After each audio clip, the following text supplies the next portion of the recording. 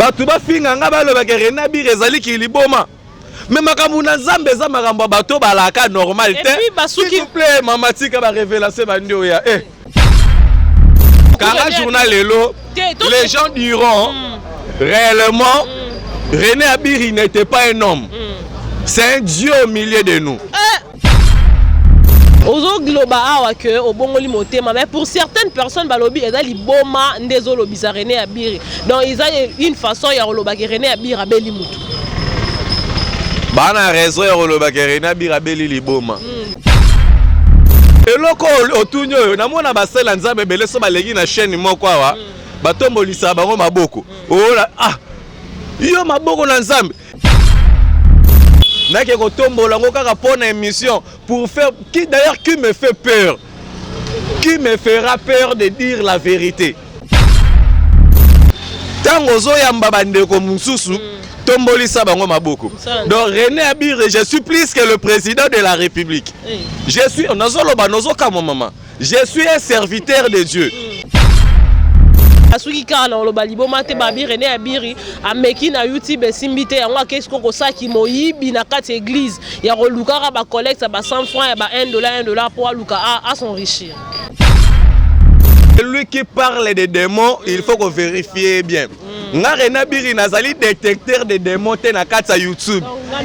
Nazateke, donc ça dit que et à tel logo la basela nzembe mususu nazomona na YouTube wana baza la détection des hommes de Dieu sataniques na ndenge moko kondima te moko te na sena mukili wako yuko tia point na vie ya mutu moko te aza na liloba ya suka likolo ya vie ya mutu Nzamba lingi bango mingi mais na makambu bazali ko sala bango de bay bayete bazali ko attrister c'est que le Saint-Esprit et si ka au début zali est-ce que ko soit nezali il y a pas la bénédiction.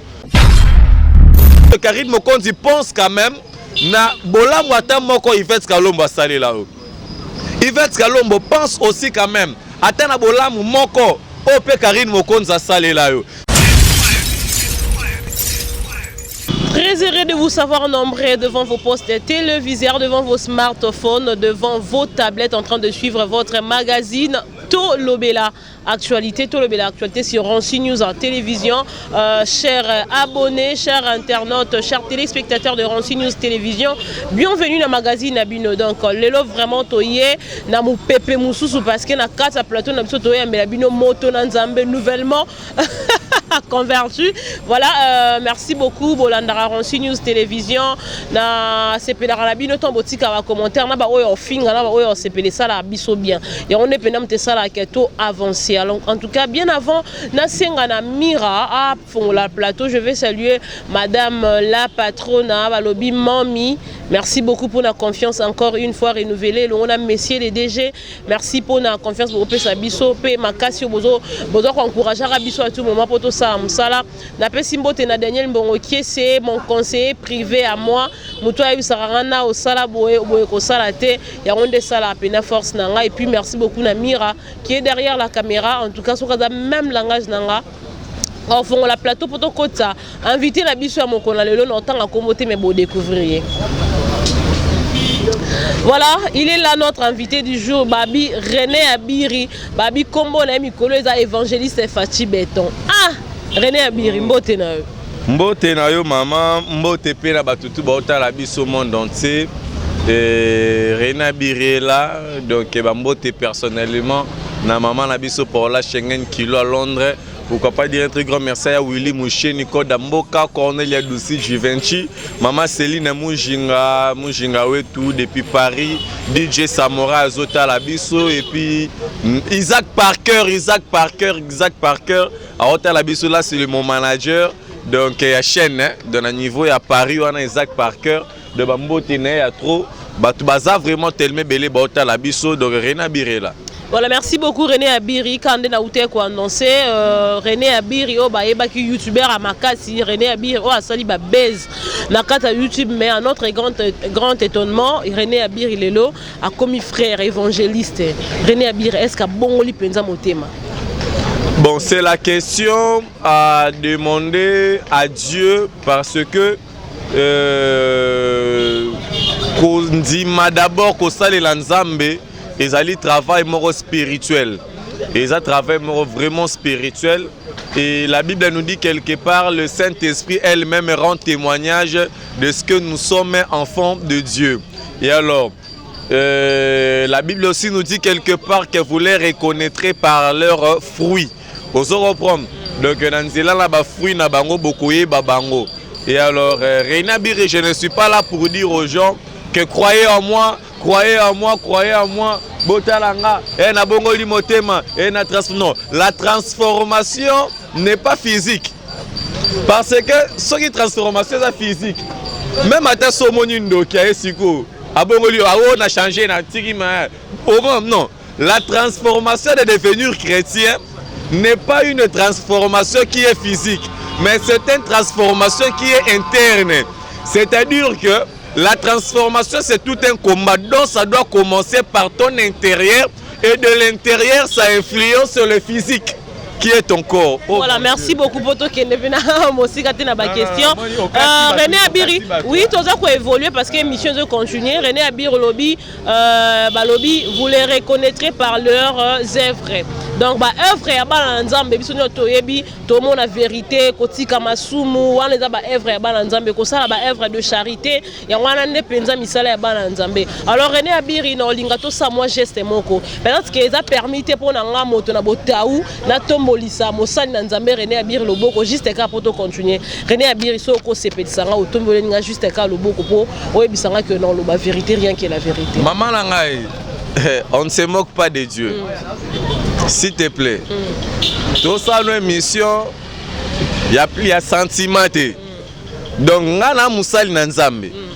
Oyo okoko tombolisa maboko na TVT. Soza la besoin kanda nzambe za la likolo vi na yo. Na tombola kalobo parce que maboko Moïse tango tombamaki. Ezalaki po sala miracle e fongola mai bana na Israeli baleka. Maboko Moïse tango ezaleli likolo bana na Israeli ba bunda bitumba ba olonga. Tango maboko Moïse ezo kita bana na Israeli bazopola. Parce que maboko ya mosali na nzambe o eza na nguya. Maboko ya René Abiri eza na force, eza la puissance. O ezo prier batu bazobika. O ezo pambola batu. O ezo prier ba aveugle bazomona. O ezo prier ba koka bazotambola. Nake ko tombola ngo kaka pona émission pour faire qui d'ailleurs qui me fait peur.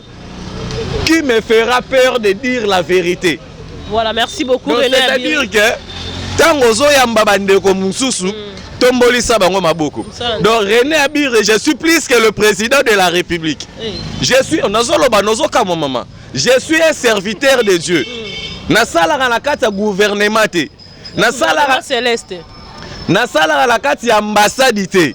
Donc je suis un serviteur de celui qui est au-delà de celui qui a créé la terre, de celui qui est capable tala. Yala ba roi musu na kati ya Bible tellement que ça là il m'a bien Jésus kangisi na tala oling tala maman. Voilà, toi continuer la il y a de ces basiques pardon maman.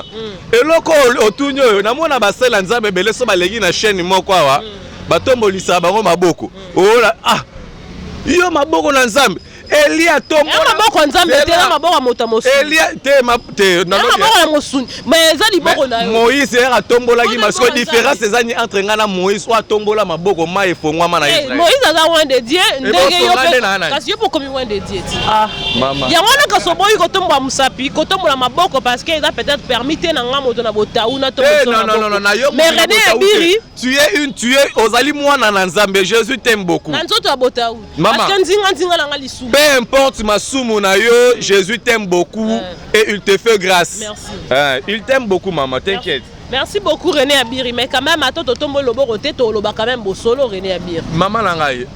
Dans la bouche d'un serviteur de Dieu, il faut que maloba ou ezako bimezali vérité et puis ezali ko édifier. René Abiri ozo globa awa que obongoli motema mais pour certaines personnes balobi ezali boma ndezo lobisa René Abiri. Donc ils ont une façon ya loba que René Abiri abeli mutu. Bana raison ya loba que René Abiri abeli liboma. Omoni tende dans la côté na foule. Foule ngonde biblette. Et puis soki mutu akomi liboma elo liboso ya la ramande fou nde banda rokola liboso. Je vous jure que René Abiri naza vraiment maman na mutu liboma na ndenga ko sarana te.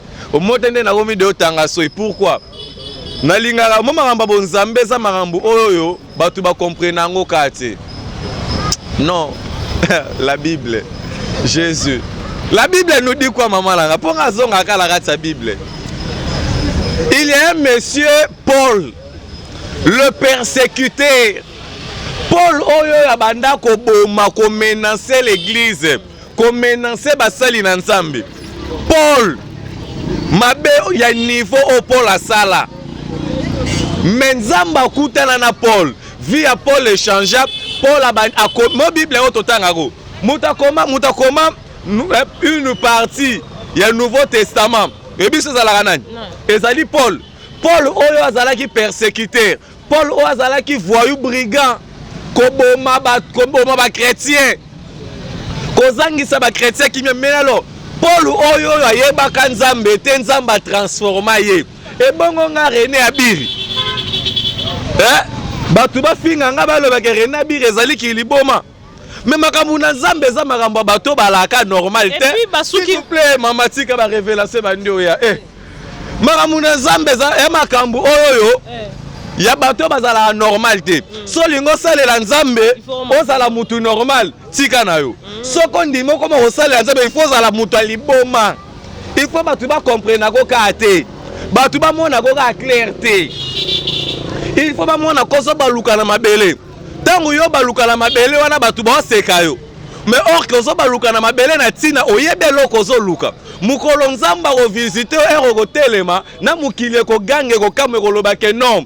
Il n'était pas un homme tala na tozawa kanga journal lelo. Merci beaucoup. Kanga journal lelo. Les gens diront réellement René Abiri n'était pas un homme. C'est un Dieu au milieu de nous. Amen.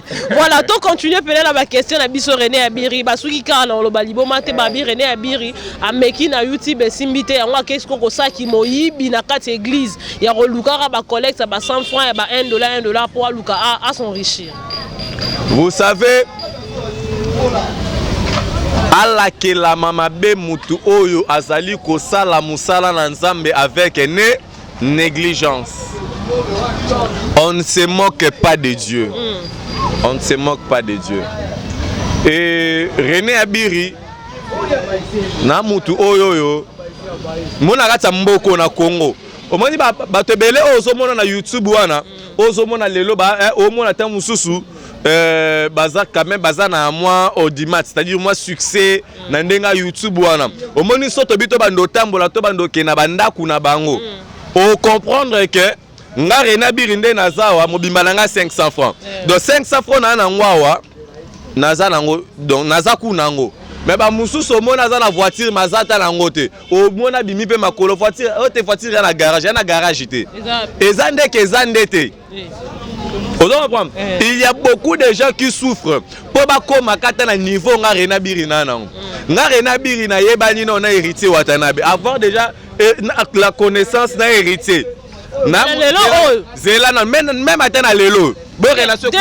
Tenabite ke kufi mena ndenge yo komi osala Nzambe eza sous permis te okenda osangana na ba wata parce que baba non ko baza musicien profane wana marambu na bino wana ba différence bino ma bopé sara mais onga na yebi pembeni ya Jésus Christ ce sont les gens de mauvaise vie ne bazala ki ozala pembeni on a nini to bande ko juger Marie Misamo alors nani a juger Marie Misamo ba bisoni surtout to juger Marie Misamo bisika juger nga pe na zala te mais bon soki yo mitié mais il y a de ceux qui ont jugé Marie Misamo. Parle des choses que tu maîtrises. René Abiri était là les jours où Marie Misamo Koufa à 2h du matin. Donc natika là ko contredire Moussali Nzambe. Et puis si je suis serviteur de Dieu, ce n'est pas pour contredire les autres serviteurs de Dieu, ce n'est pas pour venir critiquer les autres serviteurs de Dieu ou leur menacer ou leur maltraiter dans ndenga YouTube non. Je suis un serviteur de Dieu pour que le nom de notre Seigneur soit glorifié et que les œuvres du ciel soient manifestées ici là sur la terre. Osons reprendre. Donc c'est-à-dire c'est ça. Et alors question mo bota yoloba ala banda ko répondre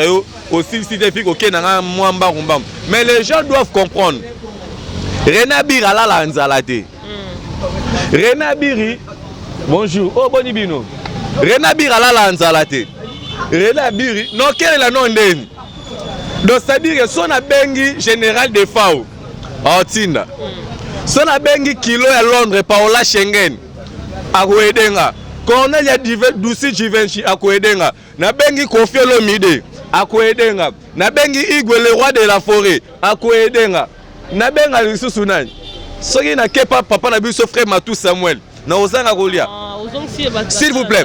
Donc René Abiri batu bayeba ke René Abiri akelela te René Abiri alalaka nzala te ozoba René Abiri alalaka nzala te akelela te ko René Abiri bapiaka te soki bapiaka donc c'est à dire que na osala commerce na ofongolisa cabine téléphonique ou soit na osala ba voyage na pour ofongolisa cabine téléphonique il faut avoir un fonds. Maman s'il vous plaît na ba relation na bato bana ba compagnie bana ba entreprise à laquelle que soki na lobité kona kota na travail na kota na travail mais René Abiri je ne suis pas envoyé dans ce monde pour ça je suis envoyé pour servir notre Dieu c'est ça.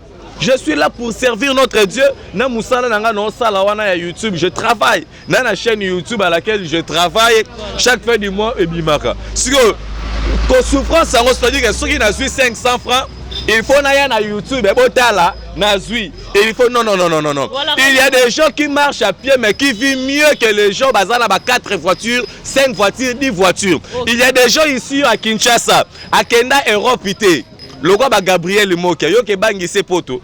Il a d'abord tout ça le bagage poto qui nangwa. Donc il y a des gens ici qui ont de l'argent. C'est-à-dire que il ne faut pas vivre dans cette complexe là. C'est-à-dire que Mouké Nzamba pesanga et koki nanga. Moi 1000 francs nazalango. Ne se précipiter parce que plusieurs comment va péder. Plusieurs comment ba lesbiennes, plusieurs ba sacrifier ba mikongo na maman niveau ngana nango yo kati mande na fanda jibem piano les cas. Frère René Abiri, général des FAO, frère héritier Watanabe, Ferregola, JDT Moulompoé, ainsi de comment va musicien baye ba fabrigas maestro ba Robino Mundi. Les grâce baye bayo. OK. C'est-à-dire que éclaircir en Obatu.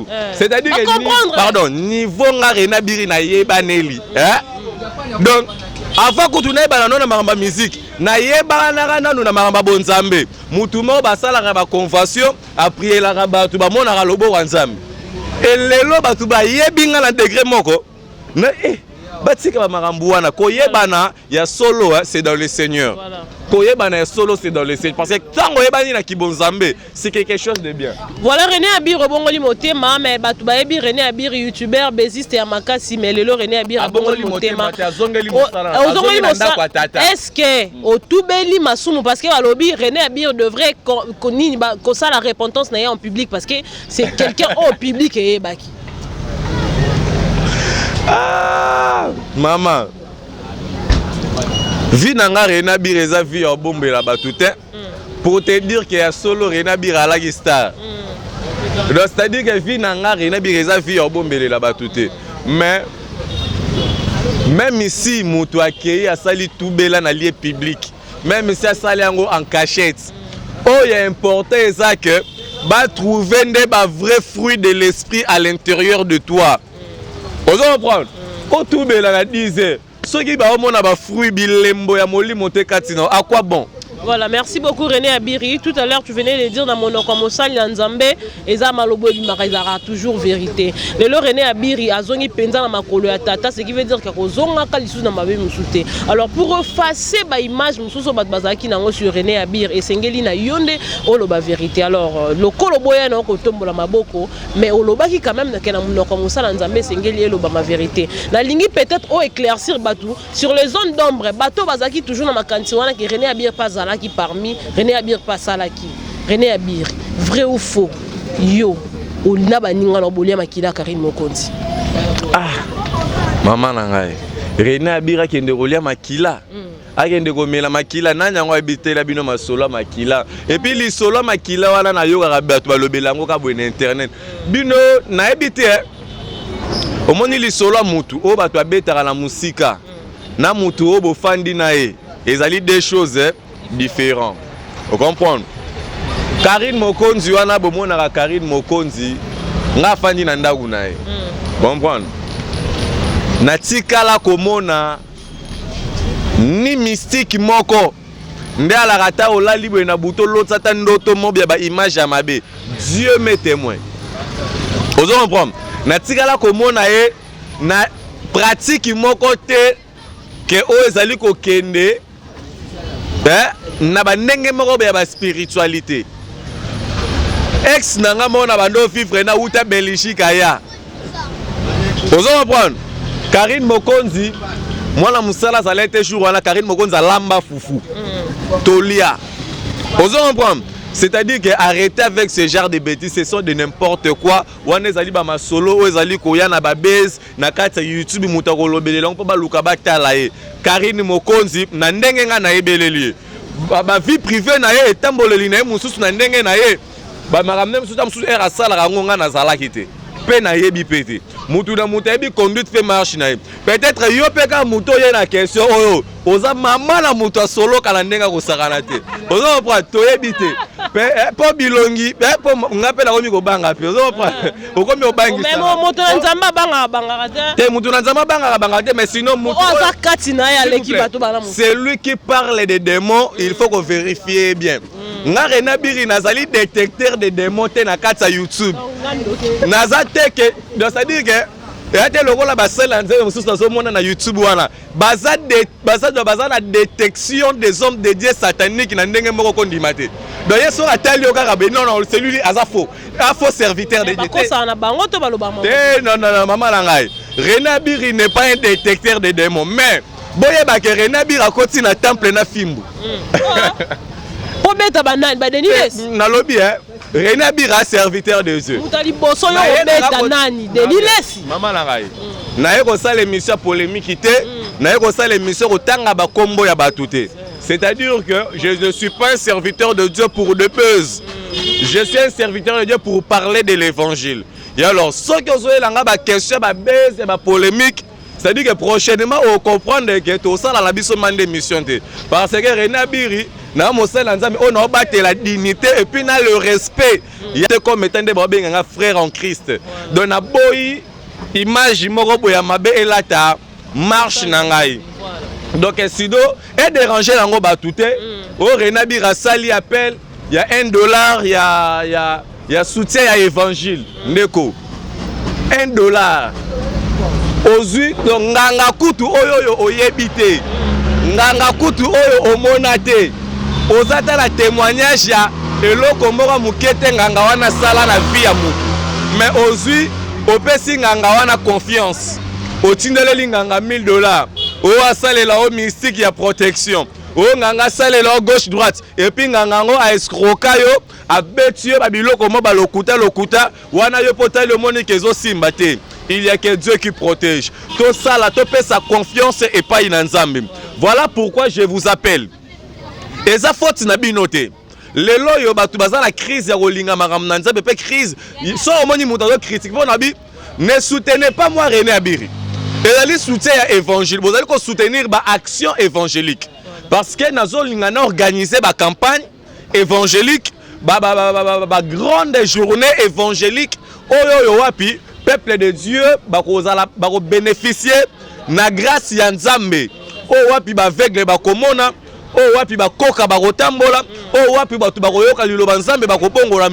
imagine toi de kotina $1 na yo, toté évangile. Et que mutu moko abongoli motema a combien plus forte raison nzambe ozango protéger musala na yo ozata msoza la problème mabota soutenir évangile pour te retambola de villes en villes et de villages en villages pour parler de la part de l'Éternel. Donc c'est ça nazali kobele la batu ba benga ba soutenir donc ba songo na ndenge moko ya mabete. Donc c'est à dire que botika banganga wana ba distraire bino ba kosi bino na ba marambu moko bezanga tina. Voilà Rena Biri en tout cas ya moto continuer. Est-ce que ezaki osali église na yo moko to osaila nzambe na kati ya église moko ya visionnaire moko déjà zala? Bon, Rena Biri étant cardinal mosali na nzambe. Cardinal? Ouais. Bon on va appeler ce titre cardinal. Viens. Donc Rena Biri donc cardinal et ya kombo ba benganga ba kombo ba tuto bazali ba célèbre na scène na mokili oyoyo.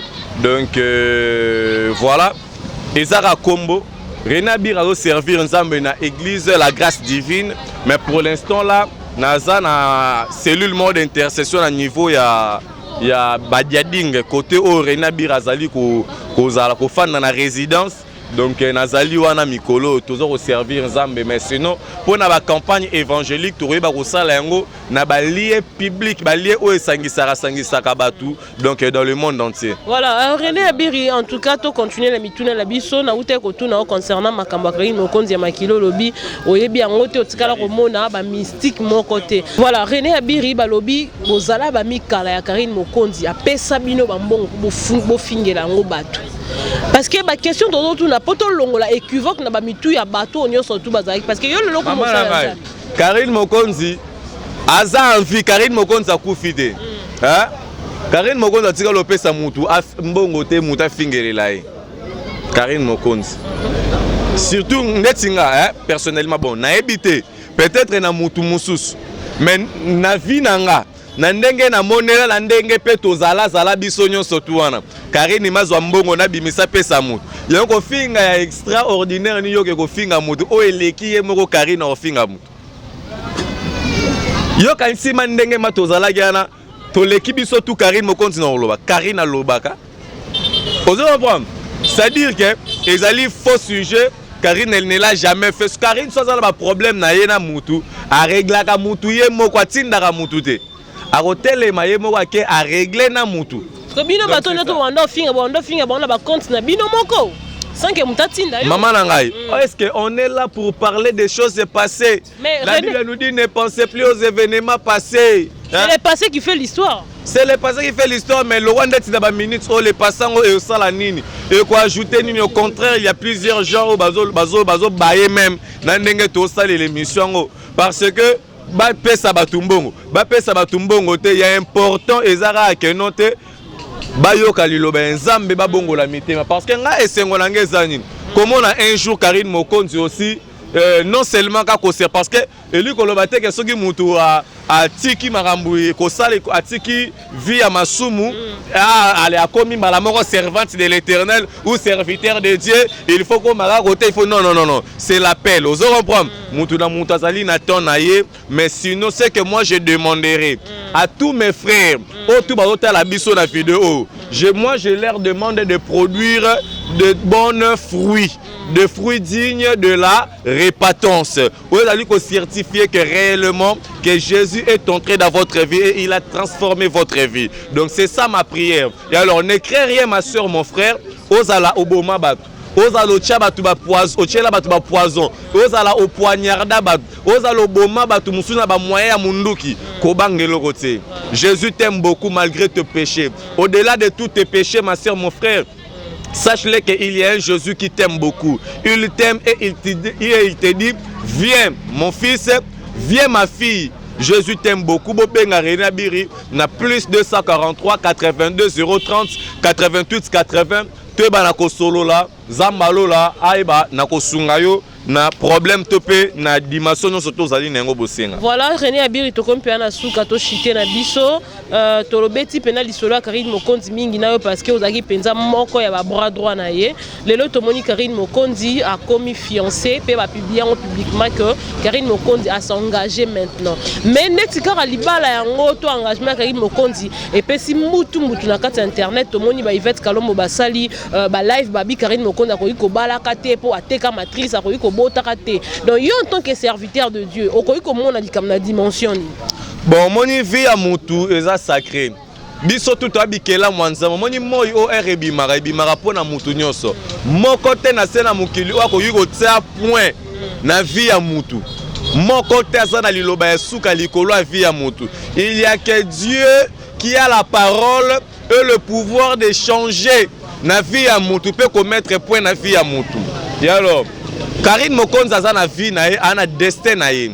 Ndeko Yvette Kalombo pe azali na vie na ye azali pe na destin na ye. Mais ce qui brille entre eux deux, ils allaient juste ba débat, ba échange de paroles quand des bazali ko sala wana so mona na YouTube.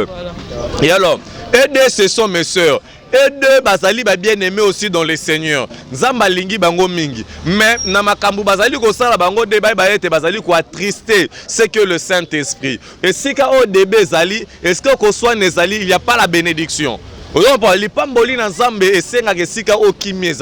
Voilà pourquoi je demanderai na maman nangai Yvette Kalombo pe na Karine Mokonzi veut dire que bacha na se. Ozo ba bacha na se et bazala na komi kitisa, il faut bazala humble dans l'esprit, bazala humble dans l'esprit et puis humble du cœur. Osons reprendre parce que l'autre dira na les kakaye, l'autre aussi dira que na les kakaye, mais il nous faut savoir qu'il n'y a qu'une seule personne qui nous dépasse. Osons reprendre, il y a que Jésus-Christ de Nazareth qui doit dominer sur nous, et voilà, qui est au-dessus de toutes choses. Ton maître Jésus, liboso ya ba problème pe ba difficulté sur tout ça nango. Voilà, ndeko Yves Kalombo, ndeko Karine Mokonzi, bon se souvenir atteint na bolamu moko. C'est-à-dire que Karine Mokonzi pense quand même na bolamu atteint moko Yves Kalombo a salé là. Yves Kalombo pense aussi quand même atteint na bolamu moko ope Karine Mokonzi a salé là. C'est-à-dire que si de vous-même les hommes vous n'arrivez pas à vous pardonner ou à vous faire rappeler na babolamu oyo moto na mokili soit a salé là yo. Et ozo kende ko sambela na église, ozo belela nzambe que non Seigneur, aide-moi, aide-moi, rappelle-toi de tous mes bienfaits. Le Seigneur ne va pas te se rappeler de tous tes bienfaits. Au contraire, la colère de l'Éternel va s'enflammer contre toi. Pourquoi? Parce que nzamba mona na raté. Mutoto zo mona ye wana nzambe azo mona azo se manifester. Ozo ba constater que le boko nzambe uta na lola e fongolelo nzela te. Kaka nzamba c'est la mutu à travers ka mutu. Par là je vais dire quoi? À travers quelqu'un ne Karina koma oyazali. À travers quelqu'un ne Yves Kalomba koma oyazali. À travers quelqu'un de muto pozota na biso koma oyazali. Voilà pourquoi ne négligez pas celui qui est là à ton droite ou à ton gauche. Ne négligez pas. Zala na considération et puis le respect envers tous. Pardonnons-nous avec amour. Ceux qui sont dans Babylone, qu'on se fait reprocher, tout se fait reprocher avec amour. Osons reprendre. Et nous, moi, Renabi Riboye, bango monde entier. Mokili Mobimba. Je ne condamne personne. Oh, Ibaki. Oh, Botolagi moi sabat. Oh, Salagi Nini. Mais à partir de maintenant, je vous dis de ne plus pécher. D'éviter les erreurs. Au Segini. De yo seke masumo elege belé. Sur ce gagné. Sir. Tala, bongola mutema. Bongola mutema ngeza mabe.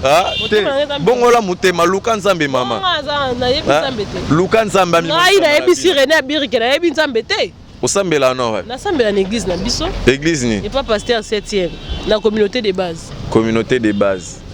C'est bien. Zala butala, tout na ngani mama. Na sambela ba pasteur Feli Mokoko na église à Seda, assemblée des enfants d'adoption. Wangani église point. Na wangani te. Église à pasteur Odé la na 7e. Pasteur Feli Mokoko. Elle na 7e. Elle na 7e te. Mais wangani na église donc ça déjà lisumu. Donc c'est-à-dire que sert et là on a la rosenga na yo zaraka. Ya bonga motema. Te ko bongo c'est-à-dire que obongo la mutema obongo la no mutema te yanga te yanga eloko eza mais onga na osenga na yo ezaka ke tambola na obanga nzambe oza mutu moko boye bolamu ezebele liboso na yo bolamu ezebele liboso na yo mais soki otamboli na bosolo eza lokolo zo attirer ba bonne chose wana écoute na pena vina yo. Mais ce qui est otambwisi vina lokuta surtout yelo alibosura ya mwana parce que yango nde bimi. Yango nde bimi na libon ndengo deka to vandi bendo moni pena mambo bimi pona nga yango. Sœur. Zamba Pambola. Amen. Zamba Pambola biso. Merci beaucoup. Et monsieur Silia. Donc comme il a biso vraiment na souka ya émission na biso, en tout cas René Abiri ezaki penza sengo mingi pona biso ko yamba yo lelo na plateau na biso moi liloba no ya souka surtout na olinga opesa beaucoup plus conseil na couple panzu na grâce temo o ezolinga penza ko kabwana eza na kata mbutu mbutu ndetika bat batango miso opesi conseil pour le maloba na souka mo ba dédicace. Voilà, merci beaucoup na batutu balandi biso.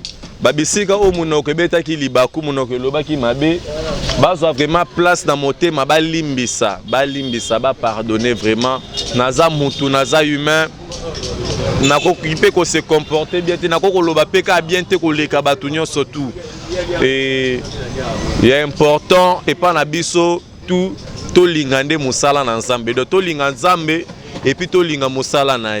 C'est ça la mission de René Abiri kotalisa na batu balinga nzambe et puis balinga mosala na nzambe. ozo comprendre balinga musala na nzemba afin que ba vie ya batu epambolama. Et Rena Birazali, je suis là juste votre simple frère, ami, frère, connaissance. Donc c'est-à-dire que partout Borulukanga Rena Biri est là. Sinon, je suis là. Merci beaucoup. Merci Nabatutupe Basutenanga. Merci. Voilà, beaucoup. Merci beaucoup René Abiri.